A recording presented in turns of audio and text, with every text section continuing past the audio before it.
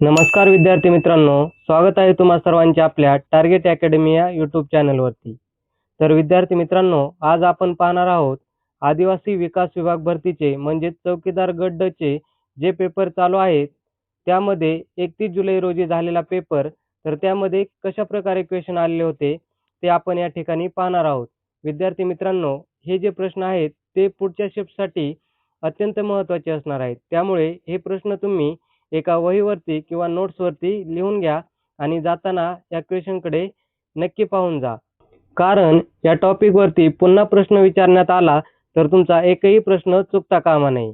चला तर मग लगेच आजच्या व्हिडिओला सुरुवात करूयात। तर पहा विद्यार्थी मित्रांनो, या ठिकाणी कोणते कोणते प्रश्न आलते ते पाहूयात। तर प्रश्न क्रमांक 1, स्त्री पुरुष तुलना हा ग्रंथ कोणी लिहिला? तर या प्रश्नाचं योग्य उत्तर हे ताराबाई शिंदे आहे। म्हणजे स्त्री पुरुष तुलना हा ग्रंथ ताराबाई शिंदे यांनी लिहिलेला आहे। विद्यार्थी मित्रांनो, हे प्रश्न पुढील शिफ्टसाठी महत्त्वाचे असणार आहेत।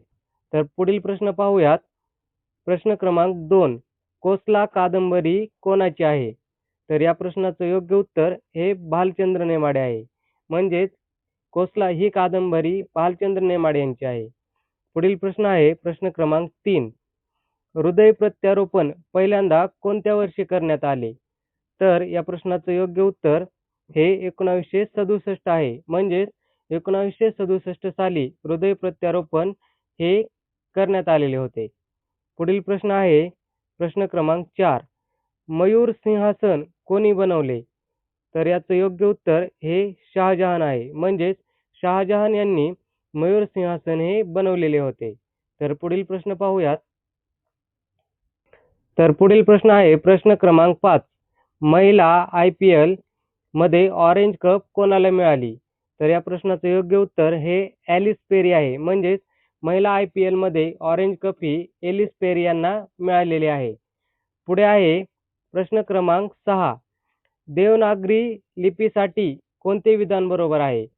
तर विद्यार्थी मित्रांनो, देवनागरी लिपीसाठी डावीकडून उजवीकडे हे विधान बरोबर आहे। म्हणजेच देवनागरी लिपी ही डावीकडून उजवीकडे लिहिली जाते, हे या ठिकाणी लक्षात घ्यायचं आहे। पुढील प्रश्न आहे प्रश्न क्रमांक 7, अंतराळात जाणारी पहिली भारतीय वंशाची महिला कोण आहे? तर या प्रश्नाचं योग्य उत्तर हे कल्पना चावला आहे। म्हणजेच कल्पना चावला या अंतराळात जाणाऱ्या पहिल्या भारतीय वंशाच्या महिला आहेत। तर पुढील प्रश्न पाहूयात। प्रश्न क्रमांक 8, यथोपूर्वचा मराठी अर्थ काय आहे? तर यथोपूर्वचा मराठी अर्थ हा यापूर्वी होतो। म्हणजेच यापूर्वी हा यथोपूर्वीचा अर्थ आहे, हे या ठिकाणी लक्षात घ्यायचं आहे। तर पुढील प्रश्न पाहूयात। तर पुढील प्रश्न पहा प्रश्न क्रमांक 9, 1857च्या स्वातंत्र्य समराचे नेतृत्व कोणी केले?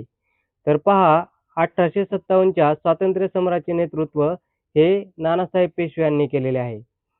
पुढील प्रश्न आहे प्रश्न क्रमांक 10, बंदीपूर राष्ट्रीय उद्यान कोणत्या राज्यात आहे? तर बंदीपूर राष्ट्रीय उद्यान हे कर्नाटक या राज्यात आहे। या ठिकाणी हे लक्षात घ्यायचं आहे। तर पुढील प्रश्न पाहूयात।